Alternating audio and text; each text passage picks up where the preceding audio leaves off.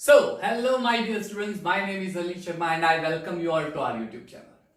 तो हम लोग स्टैंडर्ड 11 में स्ट्रक्चर ऑफ एटम कर रहे हैं। एटॉमिक मॉडल टॉपिक जो है उसका ऑलरेडी हमने Thompson model, Rutherford model detail में देख लिया है, ठीक है। थॉमसन एटॉमिक मॉडल किस तरह से प्रपोज हुआ था, कौन से नेम से फेमस है, ड्रॉबैक क्या है, और उस ड्रॉबैक की वजह से रुदरफोर्ड एटॉमिक मॉडल एक नया मॉडल क्रिएट हुआ था। लेकिन प्रीवियस वीडियो लेक्चर नंबर 2 में हमने देखा कि जो रुदरफोर्ड एटॉमिक मॉडल है उसके भी कुछ ड्रॉबैक है। आई होप आपने मेरा वीडियो लेक्चर देखा होगा, नहीं देखा है तो सबसे पहले वो वीडियो लेक्चर देख लो, उसके कौन से ड्रॉबैक है, ठीक है।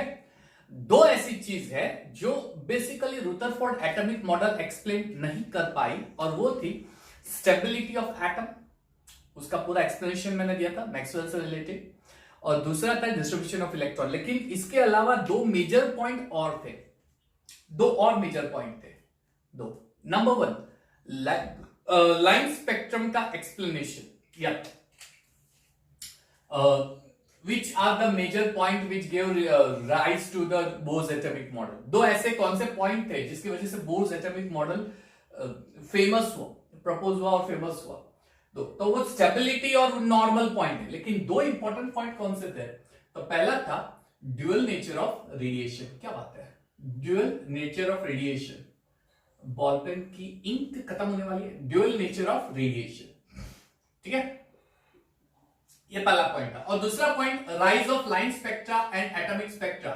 ये दो चीजें ऐसी थी जो थॉमसन एटॉमिक मॉडल एक्सप्लेन नहीं कर पाया, और ये थॉमसन मॉडल से रिलेटेड इसका कुछ नहीं है, इससे थॉमसन रुदरफोर्ड और थॉमसन उससे रिलेशन कुछ नहीं है। लेकिन जब ये राइज हुआ तो उसके ऊपर से लाइन स्पेक्ट्रा, एटॉमिक स्पेक्ट्रा क्या है वो प्रपोज हुआ, और उसपे से Bose atomic model came into existence.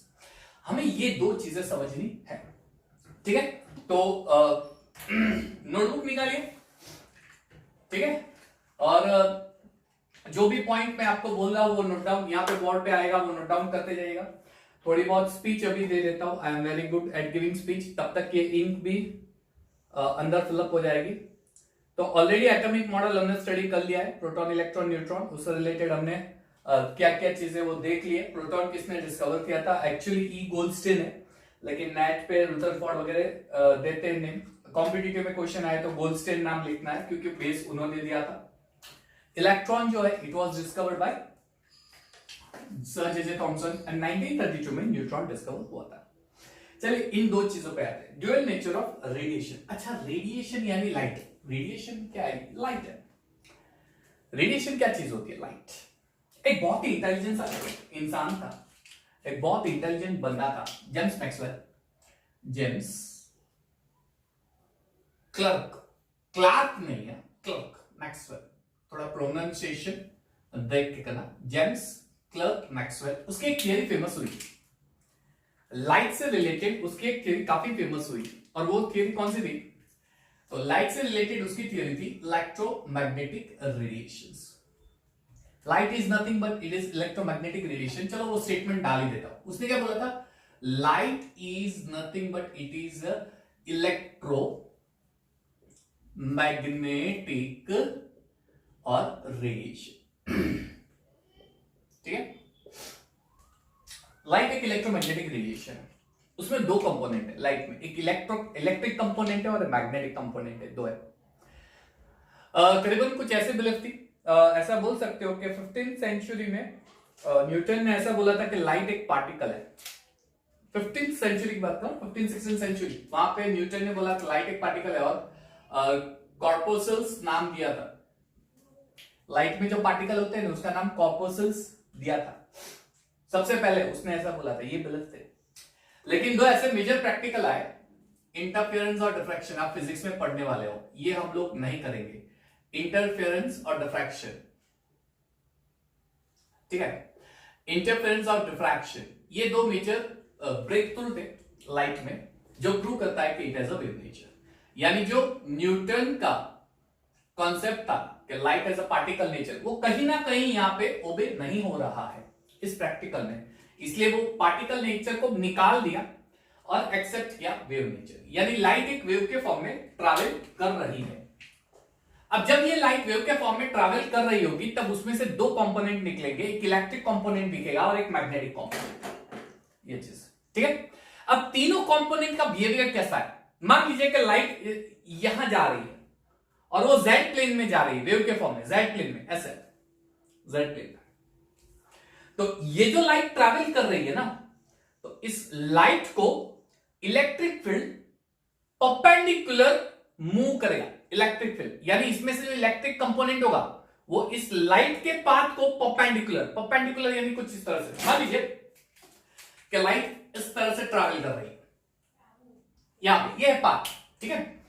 तो जो इलेक्ट्रिक कंपोनेंट होगा वो इस तरह से जाएगा, ये इलेक्ट्रिक कंपोनेंट, उसको परपेंडिकुलर, ठीक है, इलेक्ट्रिक कंपोनेंट। और जो मैग्नेटिक कंपोनेंट है वो लाइट के पाथ को और इलेक्ट्रिक कंपोनेंट दोनों को परपेंडिकुलर होगा, दोनों को, यानी कुछ इस तरह से, दोनों को परपेंडिकुलर होगा, यानी कुछ इस तरह से, समझ लाइक दिस।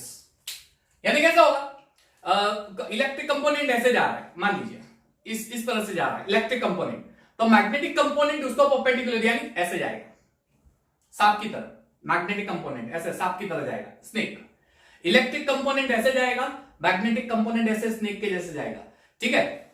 और जो लाइट का पाथ है वो दोनों को परपेंडिकुलर यानी जेड। इसका मतलब क्या हुआ कि अगर लाइट का पाथ जेड एक्सिस पे ट्रैवल कर रहा है तो इलेक्ट्रिक फील्ड का पार्ट कहीं ना कहीं या तो एक्स एक्सिस पे होगा या वाई एक्सिस पे ट्रैवल करेगा, और मैग्नेटिक कंपोनेंट वाई एक्सिस पे, यानी तीनों एक दूसरे को परपेंडिकुलर होंगे, ऐसा इन भाई साहब ने बोला था, तीनों, ठीक है। एक ऐसे जा रहा है तो दूसरा उसको परपेंडिकुलर होगा और तीसरा उसको परपेंडिकुलर होगा, तीनों एक दूसरे को परपेंडिकुलर होंगे, लाइट का प्रोसेस। ये पहली चीज, ठीक है, ये पहली चीज वेव के फॉर्म में जा रहा है, यानी वेव नेचर एक्सेप्ट हो गया, वेव के फॉर्म में जा रहा है, यानी यहां कहीं ना कहीं लाइट वेव के फॉर्म में मूव हो रहा है, लाइट जो इलेक्ट्रोमैग्नेटिक रेडिएशन है वो वेव के फॉर्म में मूव हो रहा है, यानी कहीं ना कहीं उसके अंदर कोई वेवलेंथ छिपी होगी, उसकी कोई वेवलेंथ होगी, ठीक है। दूसरी चीज, light is made up of several radiation, ये हमें पता है, आपने शायद 9-10 में स्टडी किया होगा, right. Light is made up of several components, several radiations. एक सिंगल लाइट में कितनी रेडिएशंस होंगी, gamma rays, X rays, microwaves, alpha rays, beta rays, visible rays, ultraviolet radiation, infrared radiation, matter waves, ये सारी radiations होती है। सारी radiations combine होकर एक पूरी लाइट बनती है, यानी light is made up of a radiations, उसके अंदर बहुत सारी रेडिएशंस छिपी होती है। हर एक रेडिएशंस की उसकी कुछ ना कुछ फ्रीक्वेंसी होती है, हर एक रेडिएशंस की उसकी कुछ ना कुछ फ्रीक्वेंसी होती है, ठीक है। ये चीज आपको याद रखना है, क्लियर। चलो अब इसकी डेफिनेशन मैं नहीं कराऊंगा, वेवलेंथ क्या है, फ्रीक्वेंसी क्या है, वो फिजिक्स में आपने पढ़ लिया है, इसकी डेफिनेशन मैं करने वाला नहीं। तो पहली चीज यहां पे नोट डाउन कर देना कि light as a wave nature, ये नोट डाउन करना, light as a wave nature, light as a wave nature. हम लोग प्रूव करेंगे dual nature, light as a wave nature. चलिए अब 1902 में एक बढ़िया इंसान था, मैक्स प्लैंक, उसने काफी सारे प्रैक्टिकल ऑब्जर्व किए, राइट। बिगनिंग से लेके, यानी जब साइंस डेवलप हो रहा था, फिजिक्स केमिस्ट्री डेवलप हो रहा था, बिगनिंग से लेके 1900 तक उसने काफी सारे प्रैक्टिकल रिसर्च किए, स्टडी किया, और बाद में उसने अंदाजा लगाया कि लाइट का वेव नेचर नहीं है, उसका पार्टिकल नेचर है, light as a particle nature. उसको सपोर्ट करती हुई दो थियरी थी, light has a particle nature, इसको सपोर्ट करती हुई दो थियरी थी। पहली थियरी थी फोटो इलेक्ट्रिक इफेक्ट, जो हम अभी पढ़ने वाले हैं। हमारे बहुत ही बढ़िया सा बंदा था हमारा साइंस फील्ड का, अल्बर्ट आइंस्टाइन, बाबा आइंस्टाइन थे, उन्होंने ये फोटो इलेक्ट्रिक इफेक्ट प्रपोज किया था, नोबेल प्राइज भी उनको मिला था, ठीक है। और दूसरा था ब्लैक बॉडी। ऐसे तो काफी सारी चीजें थी, हम लोग सिर्फ दो पे फोकस कर रहे हैं, ऐसे तो काफी सारी चीजें थी, like atomic spectra, light spectra, वो भी है, तो वो हम नहीं बोल रहे, सिर्फ दो चीज यहाँ पे, ये दो प्रैक्टिकल ऐसे हैं जो वेव नेचर को निग्लेक्ट कर रहे हैं, वेव नेचर को निग्लेक्ट कर रहे हैं। ये दो प्रैक्टिकल ये प्रूव कर रहे हैं कि उसमें वेव नेचर नहीं है, उसमें पार्टिकल नेचर है। 1900 में उसने बताया था। वेव नेचर 18th सेंचुरी में आया था। 1800 ह्यूजेंस करके बंदा था।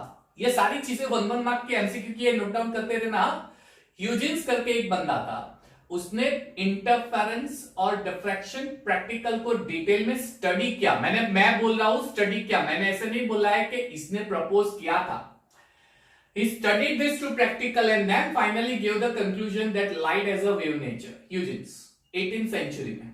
उसके पहले न्यूटन था, उसने कॉर्पस्कल्स नाम दिए थे। पार्टिकल होते हैं, लाइट जो होता है ना, लाइट उसमें पार्टिकल होते हैं, लाइट जो होते हैं ना उसमें पार्टिकल होते हैं, और उस पार्टिकल को नेम उसने न्यूटन ने कॉर्पस्कल्स दिए थे।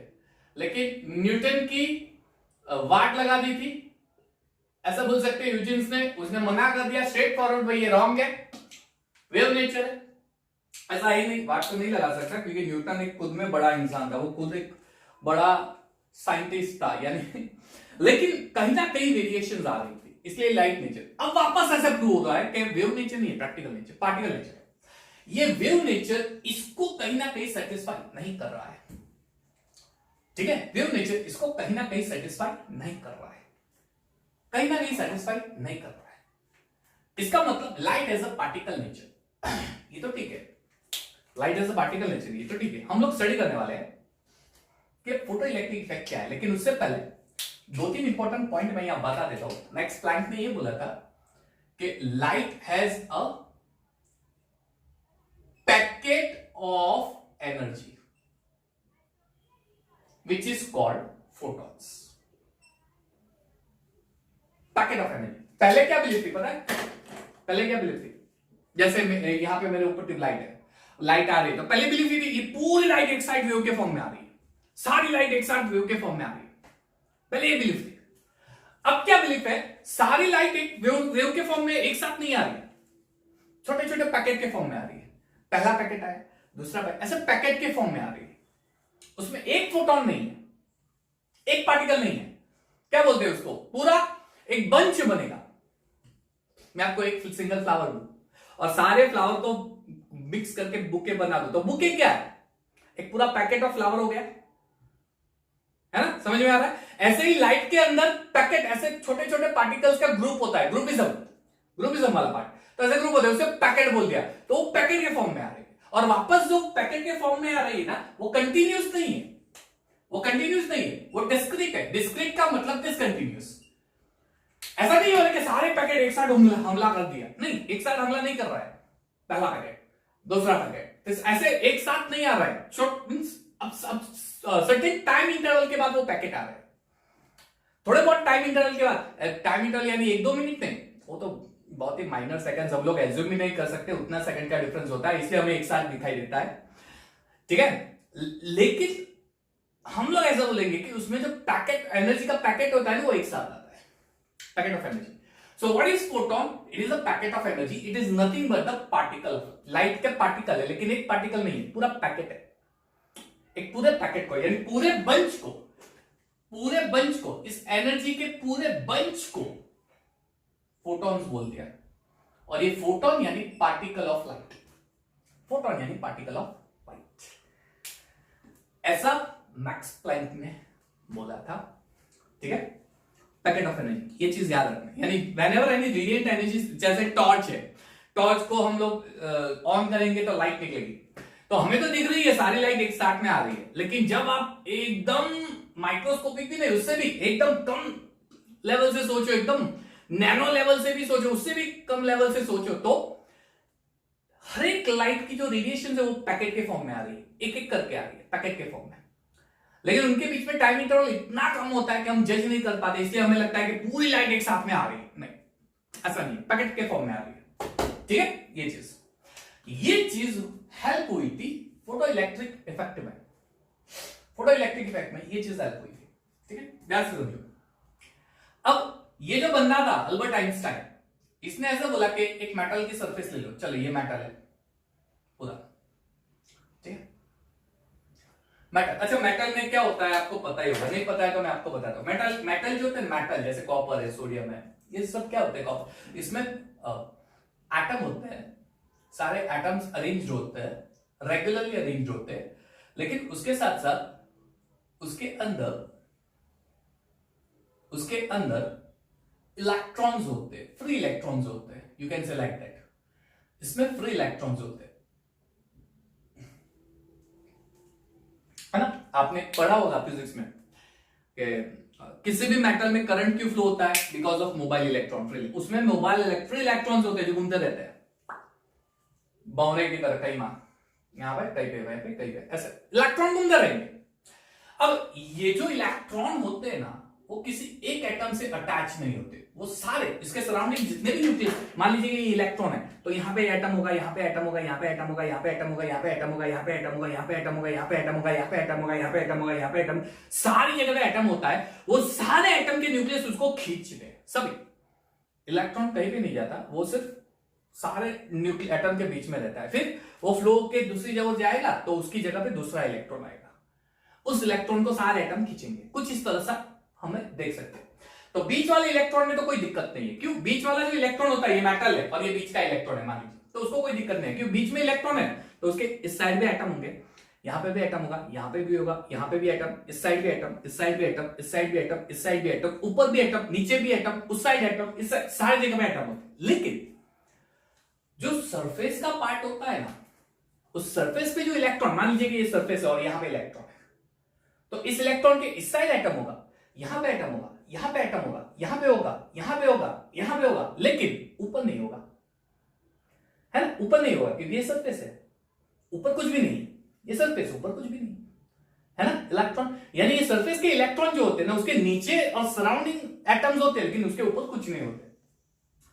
अब ये भाई साहब ने ऐसे बोला, ये आइंस्टाइन जो है, इस भाई साहब ने ऐसे बोला कि अगर मैं रेडिएशन को बॉम्बार्ड, अगर मैं रेडिएशन को, एनर्जी को बॉम्बार्ड करूं सरफेस पे, ठीक है, यानी ये मेटल है, ये सरफेस है, यहां पे इलेक्ट्रॉन है, ठीक है, मेटल सरफेस इलेक्ट्रॉन, यहां से रेडिएशन आई, ब्रुक, इलेक्ट्रॉन गया ब्रुक, यानी कैसे हुआ, रेडिएशन आई, स्टैक, इलेक्ट्रॉन निकला, यानी जैसे ही रेडिएशन यहां पे बॉम्बार्ड होगा, सरफेस का इलेक्ट्रॉन बाहर निकल जाएगा, तुरंत बाहर निकल जाएगा, इमीडिएटली इलेक्ट्रॉन बाहर निकल जाएगा। कैसे होगा, ये आया स्टैक, इलेक्ट्रॉन निकला पट, होता है ना ऐसे बॉल वाली गेम, ऐसा बाउंस करेंगे, नीचे स्ट्राइक हो गया, ऊपर दूसरी जगह पे, ऐसा होता है ना, ऐसे ही कुछ है, रेडिएशन आई, स्ट्राइक हो गई सरफेस पे, इलेक्ट्रॉन निकला बाहर, इस तरह से कुछ होता है, यानी दूसरे साइड से इलेक्ट्रॉन बाहर निकल जाएगा। अब ये चीज एक्सप्लेन वेव से नहीं होती, ये चीज एक्सप्लेन पार्टिकल से होती है। इलेक्ट्रॉन क्या होता है, पार्टिकल, एक पार्टिकल को निकालने के लिए दूसरा पार्टिकल चाहिए, यानी इसमें पार्टिकल होगा, वो पार्टिकल जैसे ही अंदर आके स्ट्राइक होगा, इलेक्ट्रॉन को बाहर निकाल देगा, यानी एक पार्टिकल दूसरे पार्टिकल को निकाल रहा है, हम लोग ऐसा बोल सकते हैं। फिलहाल मैं ये वर्ड यूज नहीं कर रहा हूं, लेकिन सिर्फ ये चीज समझो, रेडिएशन आई, ब्रुक, इलेक्ट्रॉन निकला, ब्रुक, ऐसे निकल गया इलेक्ट्रॉन, है ना। अब ये रेडिएशन जो आ रही है उसमें कुछ ना कुछ एनर्जी है, ये एनर्जी के साथ अंदर स्ट्राइक हुई, इलेक्ट्रॉन बाहर निकला, ठीक है, इलेक्ट्रॉन बाहर निकल गया। इस फिनोमिना को हम लोग फोटो इलेक्ट्रिक इफेक्ट बोलते हैं। This phenomena is called photo electric effect. इस फिनोमिना को हम लोग फोटो इलेक्ट्रिक इफेक्ट बोलते हैं, है ना, this is called photo electric effect. अब क्वेश्चन ये है, क्या जरूरी है कि रेडिएशन स्ट्राइक होगा तो इलेक्ट्रॉन निकलेगा? एक चीज तो क्लियर हो गई, इलेक्ट्रॉन को निकालने के लिए रेडिएशन बॉम्बार्ड की, और रेडिएशन क्या होती है, energy, it's nothing but energy, या एनर्जी होती है, इट्स एन एनर्जी, ठीक है, एनर्जी। अच्छा, आपने एक चीज पढ़ी होगी फिजिक्स में, वो डायरेक्टली मैं यहां पे लिख रहा हूं, energy is directly proportional to the frequency mu. अच्छा, फिजिक्स में आप लोग एफ लिखते हो, हम लोग यहां पे म्यू लिखेंगे, वी नहीं है, ये स्मॉल वी नहीं है, ठीक है, ये ऐसे है, ऐसे, ठीक है, टेक्स्ट बुक में ऐसा दिया होगा, इस ऊपर कर्व मैं सर्कल कर देता हूं ताकि आप डिफरेंशिएट कर देते हो फ्रीक्वेंसी, यानी जिसकी फ्रीक्वेंसी ज्यादा होगी उसकी एनर्जी ज्यादा होगी, जिसकी फ्रीक्वेंसी कम होगी उसकी एनर्जी कम होगी, ये आपने पढ़ा है। अब ये क्या है, तो रेडिएशन है, radiation, so it has a specific frequency, ठीक है। अब जब रेडिएशन यहां पे स्ट्राइक होता है तब इलेक्ट्रॉन निकलता है, ये कब होगा, तब इलेक्ट्रॉन निकालने के लिए इस रेडिएशन में उतनी मिनिमम एनर्जी अवेलेबल होती है। ठीक है, इलेक्ट्रॉन निकालने के लिए समझो ध्यान से, इलेक्ट्रॉन निकालने के लिए करना क्या है, ये रेडिएशन आई, देखो यहां से ये इलेक्ट्रॉन है, यहां पे सारे एटम्स है, ठीक है, ध्यान से समझना, ये सारे एटम्स है। अब ये रेडिएशन आई और यहां पे स्टार्ट हुई, ये इलेक्ट्रॉन कब आएगा, ये इलेक्ट्रॉन कब आएगा, अच्छा ये इलेक्ट्रॉन है, ये गिरा हुआ है, सारे एटम्स, ठीक है ना, ये सारे गुंडे हीरोइन को घेर के खड़े हैं इसको बचाना है ना, इसको बचाना है। अब मुझे क्या करना पड़ेगा, एक हीरो बीच में डालना पड़ेगा, वो क्या करेगा, इसको बचा के ले जाएगा, ऐसा ही कुछ है। अब होगा क्या, जब रेडिएशन अंदर आएगी तब ये इलेक्ट्रॉन बाहर कब निकलेगा, जब इसका अट्रैक्शन, इसका अट्रैक्शन, इसका अट्रैक्शन, इसका अट्रैक्शन और इसका अट्रैक्शन, सब अट्रैक्शन ब्रेक हो जाएगा। इलेक्ट्रॉन अपने आप में ही वाइब्रेट करता रहता है, मूव करता रहता है, ठीक है। अब वो जब मूव करता रहता है तब वो सारे एटम के न्यूक्लियस के कांटेक्ट में आता है।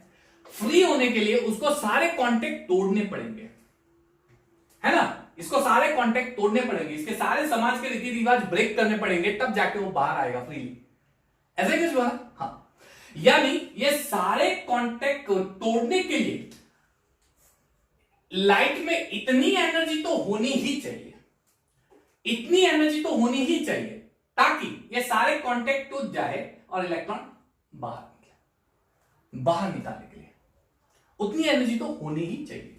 और ये एनर्जी जब कब ज्यादा होगी, जब ये रेडिएशन बॉम्बार्ड कर रहे हैं ना, उसकी फ्रीक्वेंसी ज्यादा होगी, तब इसकी एनर्जी ज्यादा होगी और इलेक्ट्रॉन कुछ करके बाहर।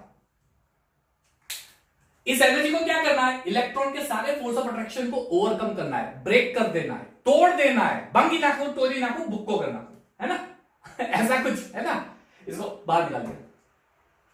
उसमें इतनी एनर्जी होनी चाहिए, अगर उतनी एनर्जी नहीं है तो एनर्जी आएगी, कुछ फोर्स ऑफ अट्रैक्शन ब्रेक होंगे, कुछ नहीं होंगे, और कुछ नहीं होंगे इसलिए इलेक्ट्रॉन बाहर नहीं निकलेगा।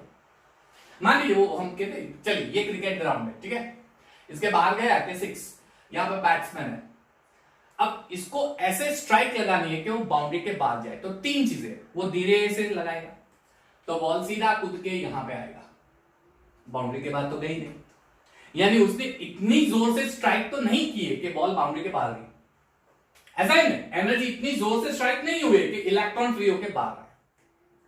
दूसरी पॉसिबिलिटी क्या है, ये थोड़ा दम लगाएगा तब आएगा और यहां पे गिरेगा बॉल, यानी 6 एग्जैक्टली जहां पे 6 है वहीं पे जाएगा, यानी एग्जैक्टली जिस पोजीशन पे 4 0 होता है उतनी एनर्जी देंगे तो इलेक्ट्रॉन बाहर आ जाएगा। बाहर तो आएगा, बाहर तो आएगा, लेकिन उसकी काइनेटिक एनर्जी 0 हो जाएगी। ये बाद में मैं समझाता हूं क्या है, ये बाद में समझाता हूं। बाहर तो आएगा लेकिन काइनेटिक एनर्जी 0। मान लीजिए कि उसने दम लगाया, स्टेडियम घुमा के बाहर निकल, अब उसको तो सिर्फ इतने जोर से ही स्ट्राइक करना था कि यहां पे 6 आए, लेकिन उसने तो पूरे जोर से लगा दिया तो बॉल बाहर गया, है ना। यानी इलेक्ट्रॉन निकालनी है, उसके लिए जितनी एनर्जी रिक्वायर्ड है, अगर उससे भी ज्यादा एनर्जी दे दी, मान लीजिए उससे भी ज्यादा एनर्जी दे दी तो इलेक्ट्रॉन बाहर तो आएगा, लेकिन बाहर आके भी फोर्सफुली मूव करने लगेगा, बाहर आके भी। क्यों, एक्सेस ज्यादा एनर्जी दे दी, ज्यादा एनर्जी दे दी, इसलिए इलेक्ट्रॉन में ज्यादा एनर्जी आ गई तो बाहर आएगा, लेकिन बाहर होके मूव होने लगेगा, यानी उसकी काइनेटिक एनर्जी ग्रेटर देन 0 हो जाएगी। इसका मतलब जब मैं कोई रेडिएशन मेटल सरफेस पे बॉम्बार्ड करूंगा तो 3 कंडीशन होगी। पहली कंडीशन, एनर्जी लेस है, जिसकी वजह से एनर्जी लेस एनर्जी, अच्छा यहां पे लिख देता हूं, फर्स्ट लेस एनर्जी, अच्छा लेस एनर्जी है, उसकी वजह से क्या होगा, electron will not comes out, अच्छा कम की जगह बढ़िया इंग्लिश यूज कर लेते हैं, इजेक्ट्स आउट, इलेक्ट्रॉन बाहर नहीं निकलेगा। क्लियर, चलो फिर मिनिमम एनर्जी इतनी देते, minimum energy given so that electron बाहर तो निकलेगा, इलेक्ट्रॉन कम्स आउट, लेकिन बाहर निकलेगा, उसके बाद वो मूव नहीं करेगा, यानी काइनेटिक एनर्जी क्या हो जाएगी, बाहर निकालने के लिए जितनी एनर्जी रिक्वायर्ड है उतनी दे देंगे, और जितनी एनर्जी चाहिए उससे भी ज्यादा देंगे, यानी एक्सेस एनर्जी दे देंगे, तो क्या होगा, तो अगर मैं एक्सेस एनर्जी दे दूंगा गिवन, तो so that electron comes out with more kinetic energy, यानी वो इलेक्ट्रॉन बाहर निकल के मूव करने लगेगा, मोशन करने लगेगा, यानी उसमें कुछ काइनेटिक एनर्जी होगी। ये पूरी फिनोमिना फोटो इलेक्ट्रिक इफेक्ट है। ये पूरी फिनोमिना, कहानी यहां पे खत्म नहीं हो रही है, ठीक है। ये चीज याद रखना, यानी जब मैं मेटल के सरफेस पे रेडिएशन बॉम्बार्ड करूंगा, ये रेडिएशन क्या है? एनर्जी। पैकेट ऑफ एनर्जी को क्या बोलते हैं? फोटोन। फोटोन यानी पार्टिकल ऑफ लाइट, लेकिन वो सिंगल पार्टिकल नहीं है, उसमें पैकेट ऑफ एनर्जीज है, मैंने जैसे बताया वैसे, है ना, पैकेट ऑफ एनर्जी है। क्लियर? वो बोलते हैं ना सुबह दूध वाला आता है, इसको और अच्छे तरह से समझना हो, सुबह दूध वाला आता है, वो बड़े कैन में लेके आता है, कितना चाहिए? 2 लीटर। एक दो, वो पूरा दूध का कंटेनर होता है ना, उससे बेटर अब क्या है? अब क्या होता है? वो एक डब्बा लाता है जिसमें दूध की थैलियां होती है, यानी अब क्या हो गया? थैलिया में दूध पैकेट, थैलियों में, तो वो हो गया पूरा पैकेट। एक थैली में इतना सारा दूध, यानी वो पूरा पैकेट हो गया। ऐसे बहुत सारी थैलियां हो गई, है ना, ऐसा ही कुछ है। यानी बहुत बारिश हो रही है लाइट की, लेकिन वो एक पैकेट के फॉर्म में होगी, जिसे हम फोटॉन्स बोलते हैं। जब ये फोटॉन्स बॉम्बार्ड होते हैं सरफेस पे, फोटॉन्स यानी रेडिएशन एनर्जी, तो इलेक्ट्रॉन बाहर निकलते हैं। क्या इलेक्ट्रॉन निकलेगा ही नहीं? वो 3 कंडीशन है। अगर ये रेडिएशन की एनर्जी लेस है तो ये इलेक्ट्रॉन नहीं निकलेगा। क्यों? इसको ओवरकम करने के लिए जितनी एनर्जी चाहिए उतनी नहीं है, इसलिए इलेक्ट्रॉन वाइब्रेट तो होने लगेगा। एनर्जी क्या होगा पता है? ये एनर्जी आई, ठीक है, इलेक्ट्रॉन एनर्जी गेन करेगा और फास्ट वाइब्रेट करने लगेगा, लेकिन इस बॉन्ड को नहीं तोड़ पाएगा, है ना, इस बॉन्ड को नहीं तोड़ पाएगा। दूसरी चीज, बॉन्ड को तोड़ेगा, जितनी एनर्जी चाहिए बॉन्ड को तोड़ने के लिए उतनी एनर्जी देंगे तो बॉन्ड को तोड़ेगा और बाहर तो आएगा, लेकिन मूव नहीं होगा, क्योंकि उसके पास उतनी एनर्जी नहीं है मोशन करने के लिए, इससे तुक करके बाहर आ जाएगा, लेकिन वहीं पे रहेगा, टाइमिंग 9-0। और थर्ड कंडीशन, एक्सेस दे दी तो बाहर आएगा और बाहर आके भी मोशन करने लगेगा। ये 3 चीजें हैं। मैं जनरली यहां पे इस चीज पे फोकस करने वाला हूं, ठीक है। इसको फिलहाल नोट डाउन करना हो तो कर दो, ओके। फिर हम लेक्चर आगे बढ़ाते हैं, अभी तक खत्म नहीं हुआ पिक्चर विभाग के दोस्त। चलिए 1 2 3 डन, ओके।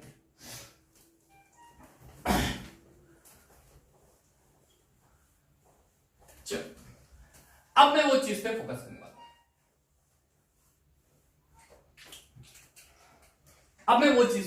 हूं।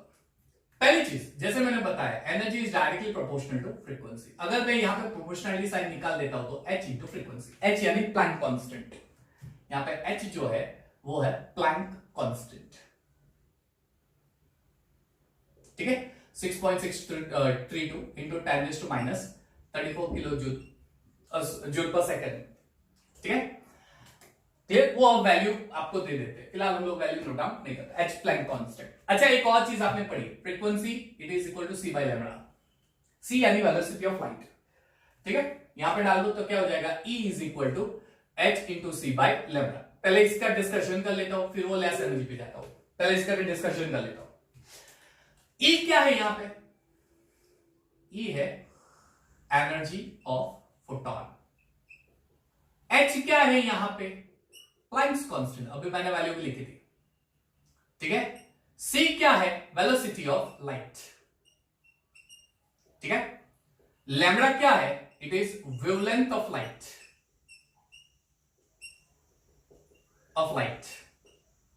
ठीक है। H हो गया, चलो V यानी फ्रीक्वेंसी ऑफ लाइट, ये चीज है, frequency of light. E is energy of one photon, a photon, energy of a photon, single photon. Lambda, wavelength of a light, single light. Frequency of a light, single light. एक radiation, सिर्फ एक radiation, मान लीजिए 10 radiation हो तो उसकी energy क्या होगी? ये तो एक रेडिएशन की एनर्जी, 10 रेडिएशन हो तो इंटू 10, ये जो एनर्जी आएगी उससे 10 गुना एनर्जी होगी, है ना। मान लीजिए कि उसकी फ्रीक्वेंसी जो है 10 गुना हो गई, इसलिए एनर्जी भी 10 गुना होगी। सपोज यहां पे 10 की जगह 100 फोटोन ले लो, 100 फोटॉन्स, तो फ्रीक्वेंसी भी 100 फोटॉन्स की होगी, तो एनर्जी भी कितनी होगी? 100 फोटॉन्स की, यानी नंबर ऑफ फोटॉन्स।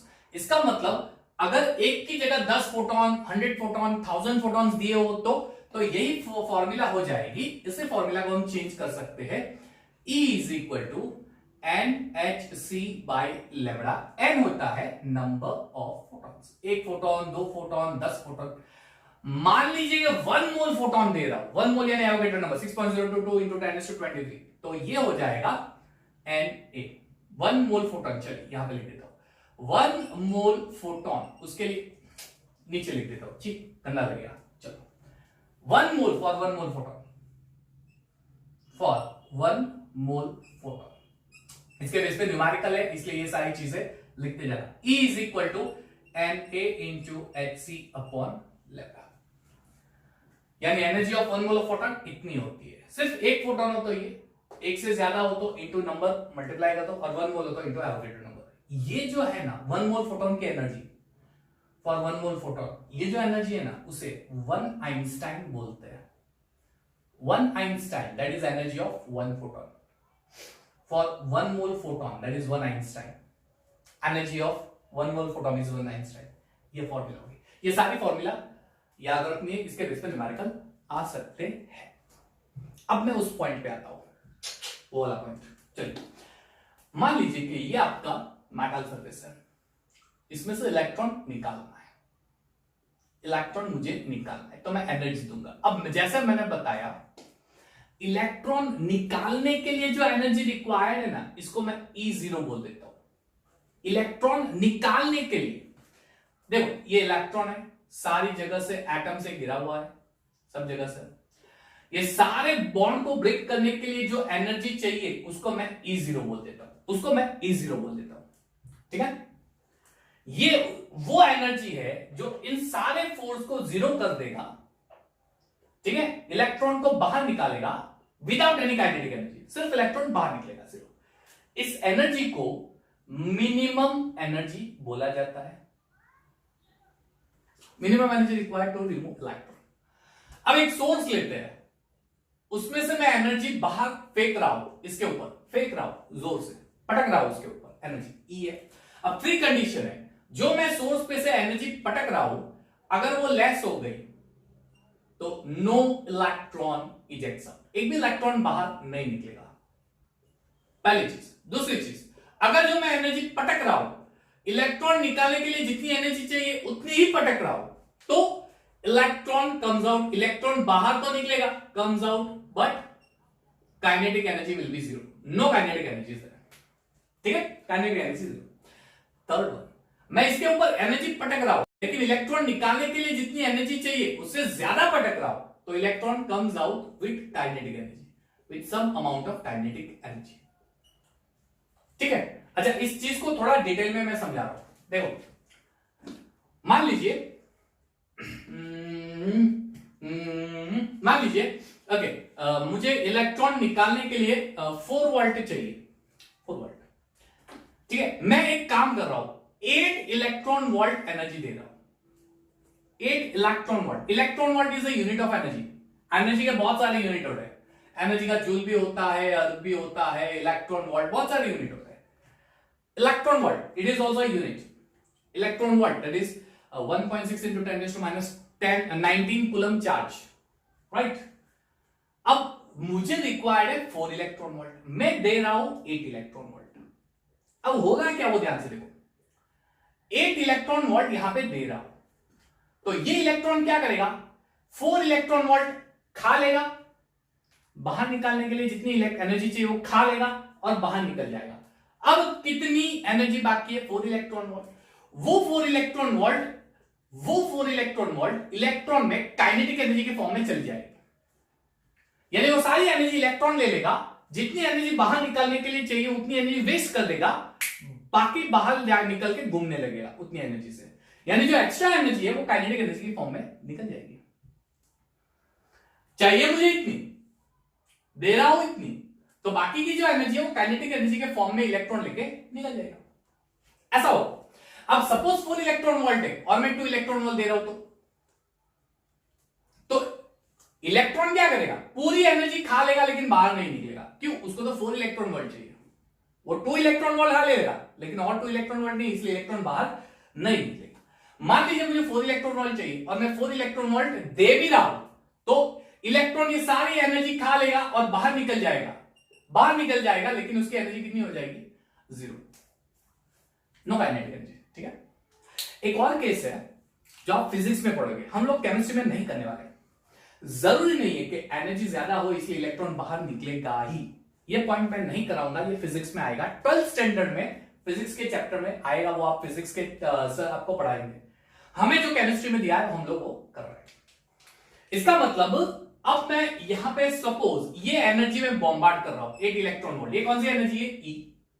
बाहर निकालने के लिए मुझे E0 चाहिए, इतनी एनर्जी चाहिए। अब मैं बोल रहा हूं कि काइनेटिक एनर्जी कितनी है, तो E में से E0 माइनस कर देंगे, ये में से ये माइनस कर दो, बाकी जितनी रही वो काइनेटिक एनर्जी। इसका मतलब काइनेटिक एनर्जी की बढ़िया फॉर्मूला यहां पे बन गई E माइनस E0, है ना। E0 क्या है? E0 यहां पे जो E0 है ये है minimum energy required to remove electron, electron निकालने के लिए जो मिनिमम एनर्जी रिक्वायर्ड है। E क्या है? जो हम दे रहे हैं एक्सटर्नल, उसका डिफरेंस काइनेटिक एनर्जी का, ठीक है। ये चीज याद रखना, इलेक्ट्रॉन निकलने के बाद जो काइनेटिक एनर्जी है वो, आप सोच रहे होंगे कि ये एनर्जी लेस होगी तो काइनेटिक एनर्जी नेगेटिव, पॉसिबल ही नहीं है। हाँ तो पॉसिबल नहीं है ना, क्योंकि वो बाहर निकलने के बाद काइनेटिक एनर्जी की बात कर रहे हैं ना। यहां पे तो एनर्जी लेस होगी तो इलेक्ट्रॉन तो निकलेगा नहीं, तो काहे की काइनेटिक एनर्जी, वो तो कैलकुलेट ही नहीं होगा ना। यस, तो ये चीज याद रखना। अब ये पूरे सिस्टम कुछ वर्क कर रहा है, क्या वर्क कर रहा है? एनर्जी आई, इलेक्ट्रॉन गया, वर्क मिल गया, उसको वर्क फंक्शन बोलते हैं। यानी फिजिक्स में इसको डेल्टा जीरो भी कहा गया है, जो हम केमिस्ट्री में भी यूज करेंगे, delta zero.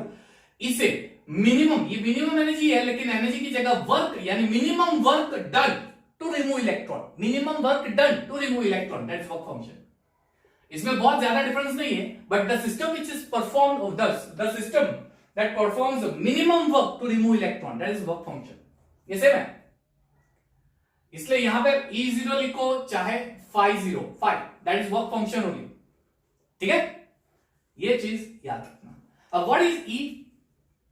E is hc by lambda for one photon, एक फोटोन के लिए, एक फोटोन के लिए kinetic energy is equal to hc by lambda, और ये phi0 है यानी E0 यानी hc by lambda 0 होगी। और E is equal to hv भी लिख सकते हैं, यानी ये फर्स्ट फॉर्मूला, ये सेकंड, हम लोग ऐसा भी लिख सकते हैं। तो kinetic energy is equal to h into frequency minus h into frequency 0। देखो क्या क्या टर्म आई, वो देखो यहां पे क्या क्या टर्म आई। Ke, ये तो आपकी kinetic energy of electron, kinetic energy of electron that ejects out, बाहर जो निकल रही है वो K, ये हमें पता है। चलिए H is a Planck constant, तो वो मैं लिखूंगा नहीं, वो यहां पे आ गया, H प्लैंक कांस्टेंट है। Clear? What is E? It is minimum energy required, sorry not minimum energy, sorry what is E? It's not minimum energy, it is energy bombarded or applied on the surface of atom, given to the surface of atom, given to the surface of atom।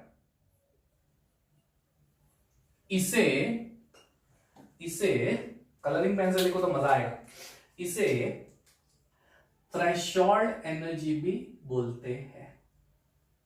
Sorry इसे नहीं, अरे गलती कर रही है, छी गंदा, ऐसा नहीं, चलो ये एनर्जी है, ये एनर्जी है, ठीक है। E0 ये क्या है? Minimum energy. अब मैं बात करूंगा minimum energy required to ejects out electron, ठीक है। ये आपकी थ्रेशोल्ड एनर्जी है, ये है थ्रेशोल्ड एनर्जी। अगर मैं phi0 लिख दूं तो यहां पे लिख दिया मैंने, it is work function, note down नहीं कर रहा, लेकिन V0 ये वाला मिनिमम एनर्जी की जो फ्रीक्वेंसी होगी, अगर एनर्जी मिनिमम है तो जो रेडिएशन रिक्वायर्ड है वो भी मिनिमम, यानी मिनिमम फ्रीक्वेंसी, यही चीज। लेकिन इलेक्ट्रॉन निकालने के लिए जो रेडिएशन की मिनिमम फ्रीक्वेंसी होनी चाहिए, वो इसे थ्रेशोल्ड फ्रीक्वेंसी भी बोलते हैं, ठीक है। What is lambda 0? It is wavelength, but again minimum energy की wavelength, so minimum wavelength required to eject out electron, threshold wavelength। बहुत ही बढ़िया सा कॉन्सेप्ट है। और बाकी रह गई E, ये तो आपको पता ही है, V यानी फ्रीक्वेंसी, जो इसकी इस एनर्जी को सॉरी इस एनर्जी, ये जो रेडिएशन है उसकी जो फ्रीक्वेंसी होती है वो भी, और इसकी जो वेवलेंथ होती है वो लैम्डा, जो बॉम्बार्ड कर रहे हो, है ना। ये है फोटो इलेक्ट्रिक इफेक्ट। ये पूरा वेव नेचर को अपोज कर रहा है, सॉरी अपोजिट नहीं, अपोज कर रहा है, पूरे वेव नेचर को अपोज कर रहा है। ठीक है, दो और पॉइंट मैं आपको बताने वाला हूं, इसको पॉज करके नोट डाउन कर दो। चलिए पॉज करके नोट डाउन कर दो। अरे 1 2 3 डन, ओके फाइन। चलिए दो पॉइंट और हम लोग देख देते हैं और फोटो इलेक्ट्रिक इफेक्ट खत्म। प्लैंक्स को सपोर्ट करता हुआ फोटो इलेक्ट्रिक इफेक्ट पूरा बढ़िया सा है, ये याद रखना, ठीक है। चलिए उसके बाद नेक्स्ट वीडियो लेक्चर में ब्लैक बॉडी रेडिएशंस और लाइट स्पेक्ट्रा क्या है उसके साथ कंटिन्यूटी पे जाएंगे, फिर बोज एटॉमिक मॉडल आएगा। ध्यान से पहली चीज मान लीजिए कि ये हमारा सोर्स है जहां से मैं लाइट दे रहा हूं, ठीक है। ये लाइट आके बॉम्बार्ड होगी इसके सरफेस पे से इलेक्ट्रॉन निकालने के लिए। मान लीजिए कि ये है 40 वॉट पावर एनर्जी, ठीक है। अब मैं क्या करता हूं, यही सरफेस लेता हूं, यही सरफेस दूंगा, सेम सरफेस मेटल की, सपोज ये कॉपर है, जिंक है या फिर सोडियम, जिंक नहीं लेते सोडियम लेते हैं, कॉपर है, सोडियम है, सीजियम है, ठीक है, पोटेशियम है, ये सारे। अब वापस मैं दूसरा सोर्स ले रहा हूं, ठीक है, और इसके ऊपर मैं बॉम्बार्ड कर रहा हूं, इसमें से इलेक्ट्रॉन निकल रहा है। अब यहां पे जो मैं एनर्जी दे रहा हूं वो मान लीजिए कि 80 वॉट एनर्जी मैं दे रहा हूं, इतनी एनर्जी दे रहा हूं। किसमें एनर्जी ज्यादा दे रहा हूं, इसमें एनर्जी ज्यादा दे रहा हूं। एनर्जी ज्यादा देने का मतलब क्या हुआ, ये क्या इंडिकेट करता है, 80 वॉट है 40 वॉट, ये क्या इंडिकेट करता है, ये इंडिकेट करेगा इंटेंसिटी। बल्ब, ट्यूबलाइट, टॉर्च, उसकी जो वैल्यू दी होती है ना, 2 power bulb, 10 power bulb, right, 40 power bulb, 220 power light, वो इंटेंसिटी इंडिकेट करती है। इंटेंसिटी, इसकी इंटेंसिटी कम है, इसकी इंटेंसिटी ज्यादा है। इंटेंसिटी कम होने का मतलब क्या हुआ पता है, इसमें से फोटॉन्स निकलेंगे, ठीक है, इसमें से भी फोटॉन्स निकलेंगे, लेकिन फर्क क्या होगा, अगर इंटेंसिटी ज्यादा है तो इसका मतलब ये हुआ कि मान लीजिए कि 40 वॉट में से 4 फोटॉन्स निकल रहे हैं, 4 फोटॉन्स, तो 80 वॉट में से 8 या 10 फोटॉन निकलेंगे, 12 फोटॉन्स, यानी number of photons will be more. ये इलेक्ट्रॉन की काइनेटिक एनर्जी पे कोई इफेक्ट नहीं करेगा, इलेक्ट्रॉन की काइनेटिक एनर्जी पे कोई इफेक्ट नहीं करेगा, लेकिन नंबर ऑफ फोटॉन्स बढ़ने से इलेक्ट्रॉन के जो नंबर है, इलेक्ट्रॉन की जो संख्या है बाहर निकल रही है, नंबर है, वो बढ़ जाएंगे, number of electrons, number of electron की जो संख्या है, जो टोटल है अमाउंट, वो बढ़ जाएंगे। सो पॉइंट क्या लिखेंगे, intensity of light if increased, number of electrons that ejects out